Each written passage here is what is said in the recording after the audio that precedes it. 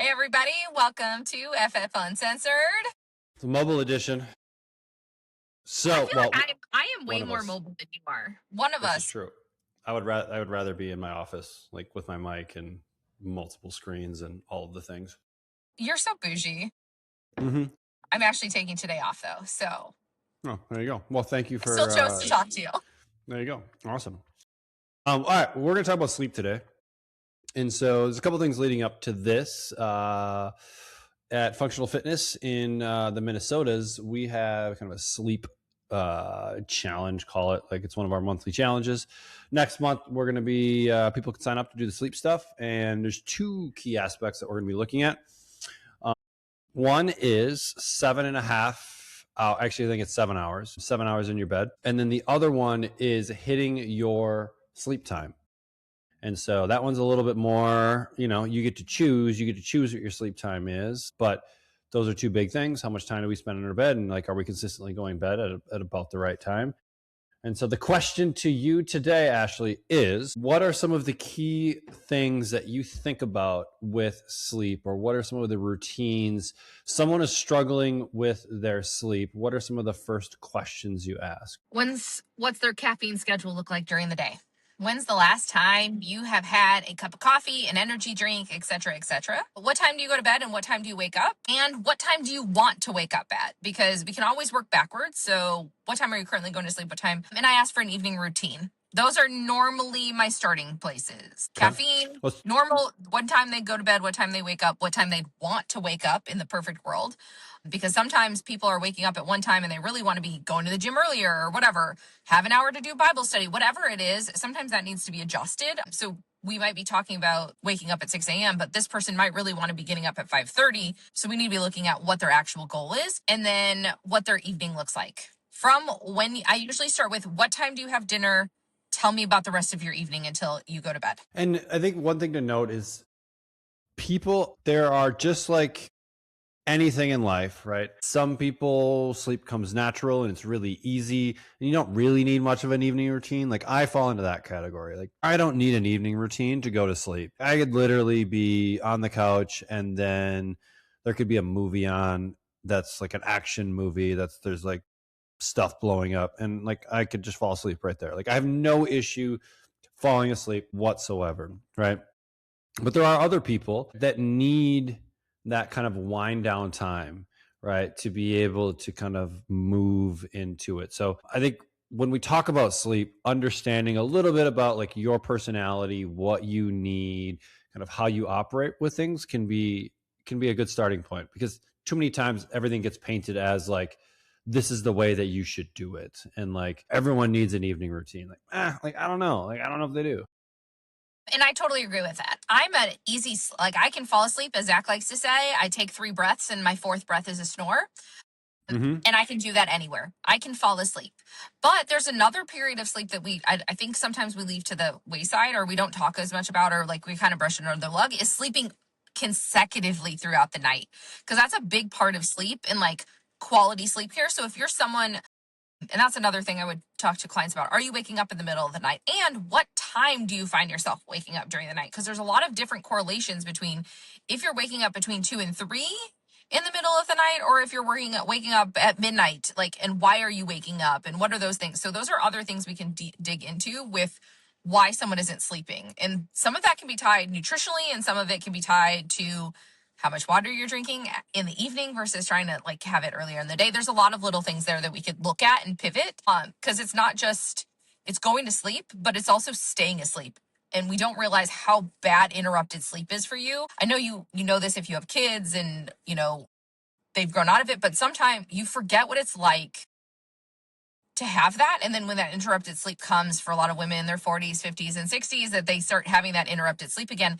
And a good night's sleep does way more for your body than like a million other things will. Yeah, there is a lot. I mean, there's more and more data coming out on this as this becomes a topic that people are studying more intensely. But a lot of things change inside of your body with even just like a single night of poor sleep.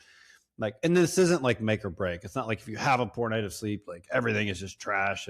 But it's just understanding that there are physiological consequences to to impaired, poor, less than needed sleep. And those like show up in how, and so if we're trying to accomplish things like i.e. weight loss or muscle gain or getting healthier, it's going to become harder if we're not kind of hitting these foundations, because your body physiologically is kind of working against you, right? Because it's when you're not getting enough sleep, it's trying to create energy somewhere else, right? Because you need to continue to function, and your body will continue to function under the most dire circumstances, right? Like that's the reason we've populated every nook and cranny of like the earth, right? All the way from like subarctic to tropical, right? The human body is the most adaptable organism on earth. And so outside of probably like microbes and like bacteria and viruses, but we don't count them. But We don't like them. No. So well, we do like them. I mean, the good guys, like we like the good guys. But okay, let's talk about caffeine for a second, because that's always like something. I mean, I think this is an easy one. So what is your rule, or how do you kind of think about caffeine? So it really depends on the person. And I look at it in 2 points. I look at it at what time they have the last bit of caffeine and how much caffeine they're having through the day. For some people, it's going to be a number. If they have more than X many milligrams, it's going to be a problem for them. For some people, it's anything that you have after 2 p.m. is going to affect you. If you're someone that's drinking caffeine after 2 o'clock, we might make the cutoff 2 o'clock. But if you're still having issues, we might make it earlier. If you're someone that drinks a pot of coffee and you're like, problem though, you might be having too much caffeine and thinking that you feel fine with it. Also, I think we forget that as we age, how we metabolize stuff and how we use it in our bodies change. So just because you in your 20s drank a pot of coffee and it was fine, doesn't mean in your 30s or 40s or 50s that you're going to be able to get away with that anymore. So sometimes the manipulation needs to be how much coffee and I'm using coffee as the firm for all caffeine. Tea, soda, energy drinks, I don't care. Caffeine, coffee is just the word I use. So caffeine is a drug that our body has to clear, right? And so in that world, we use the term half-life a lot with like, all right, how long does it take for half of it to get out of your system? And I just did a quick search, and generally in healthy adults, it's anywhere from 3 to 7 hours. So that will Just remember 3 to 7 hours is a very big window. correct, right? And the reason that window is big is because people's physiology, some people metabolize coffee a lot better than others. Some people like just roll through it and their body just handles it. Other people are really sensitive to it, right? And so that's just part of your physiology. But 3 to 7 hours with a common average of roughly 5 hours. This means that 50% of the consumed caffeine is metabolized and cleared after about 5 hours, right? So let's just talk about, like, let's say you stop at 3 p.m., right? At 8 p.m., right? If you're just the average person, half of the caffeine is still inside of your system at 8 p.m. And maybe you're trying to go to bed at 8:30, right? Or 9. So like that is a big deal. But it says individual variations are anywhere from like an hour and a half to 9.5 hours for healthy adults. That's why like none of this can be just like blanket statements, right? People's physiology, although we're pretty much all the same, like differs enough where you have to be self-aware. I'd also like to throw out, if you have caffeine and then you work out, you're going to burn through it differently than if you have caffeine and it's on a day you didn't work out. Like there are so many other little factors. How much water you actually drink throughout the day on the days that you have caffeine, because you will flush it faster. So many other things. Are you consuming it with food? Are you consuming it on an empty stomach? Because your absorption is going to be different. Like there are so many factors. And that is just 3 that I just threw out quick. So, like, I think an easy one for a lot of people to just try is noon. Noon is a very good, like, time in the day to try to not have any caffeine after noon. And right, there are always going to be exceptions where you really need it or something like that. Like, I'm not opposed to, if I'm driving home in the middle of the night, right, staying awake at the wheel is more important than my sleep potentially that night, right? So I will drink caffeine in order to keep everyone in the world safe, including myself. Going to stop at a hotel and go to bed. But that is literally how different individuals handle situations. I'm getting a Monster and we're pushing through, right? We're rocking this thing. Some sunflower seeds in a Monster, 300 mils, and we'll get it. We'll make it happen. But like, Oh my God. So like 12, like at noon, I think is a very reasonable, because most people drink coffee in the morning, right?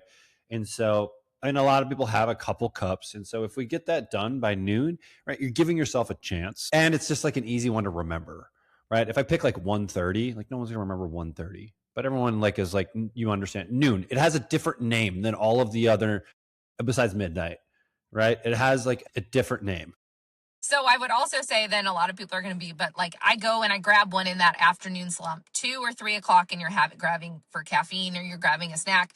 This might need your nutrition needs a little bit of altering to better help you. Correct. So like just know that if you're someone that feels like they're crashing in the middle of the day, like there are other modifications that you could be doing lifestyle wise than grabbing a Monster, grabbing an Alani, grabbing insert whatever you're going for. And that's actually a good indicator that, hey, we need to do some work here, right?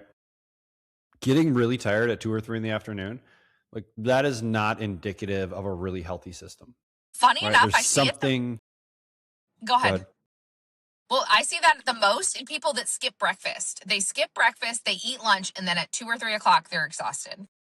It is a Do you think very, it's because they're consuming too much for lunch, and so their body is trying to like process through everything, and and they go carb heavy everything is, because they're yeah. trying to satiate. And I think there's a lot of theories behind that. It's not enough protein. Like there's a lot of thoughts to that. But yes, I definitely find that that is the most common that I see is the afternoon fatigue is actually poor meal timing or actually being hungry.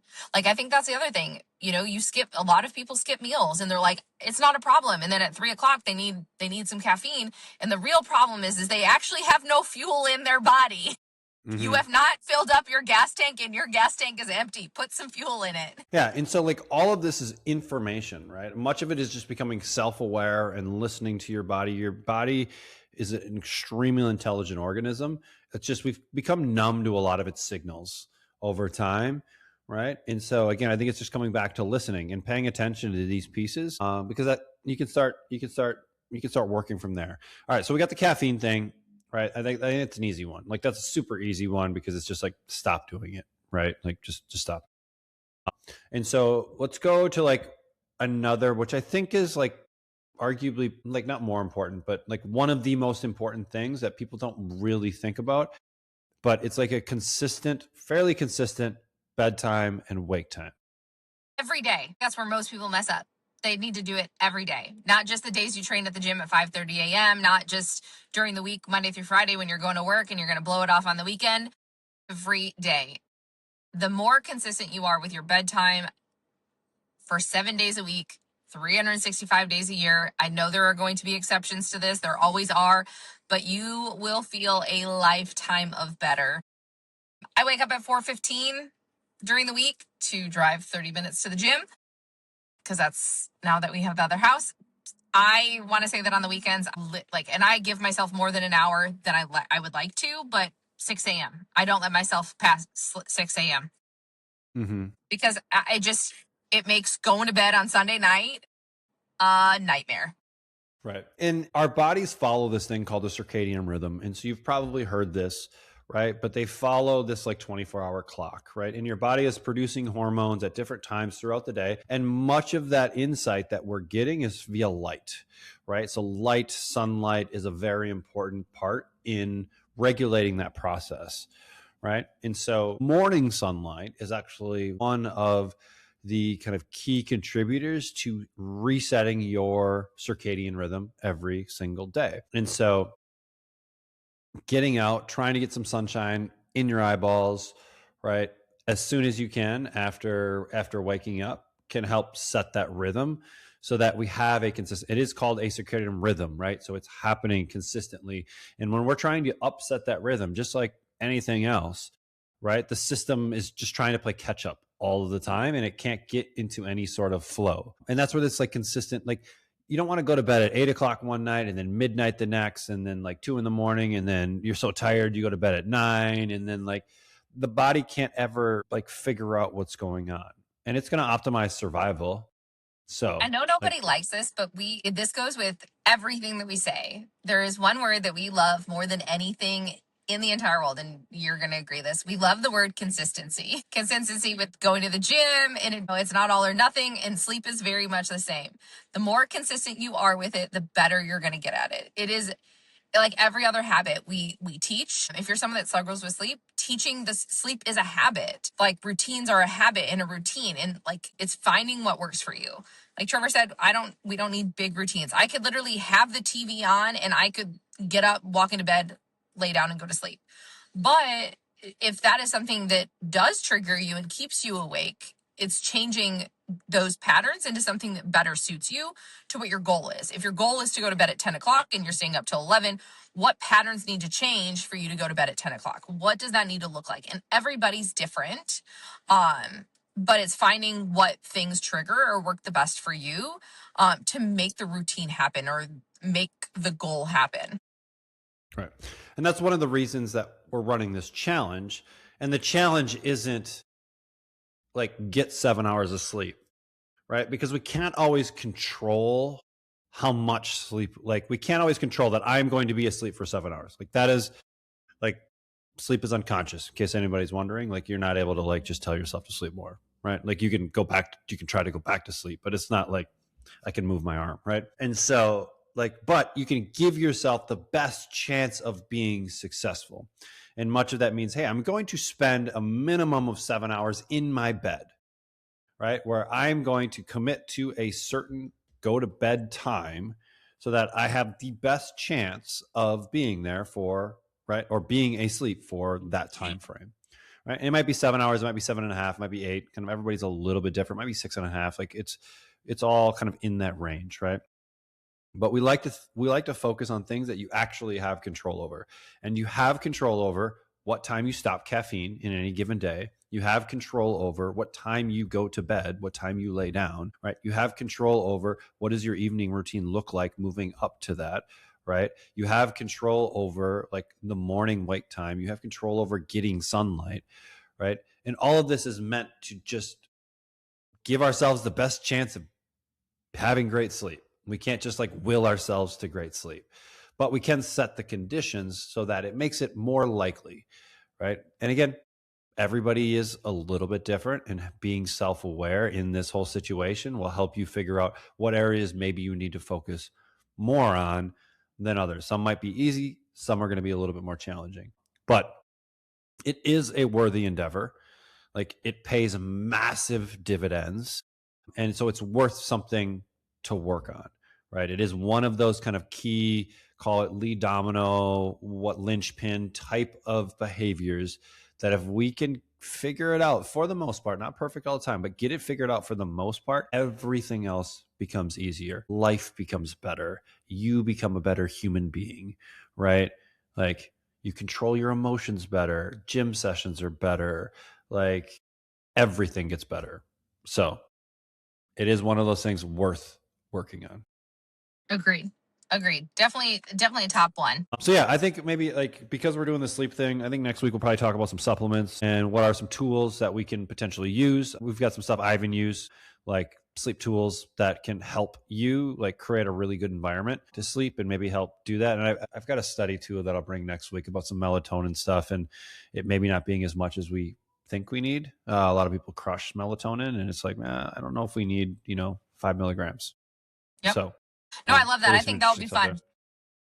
Cool. Well, I'll let you get about your day. We'll see you later, Coach.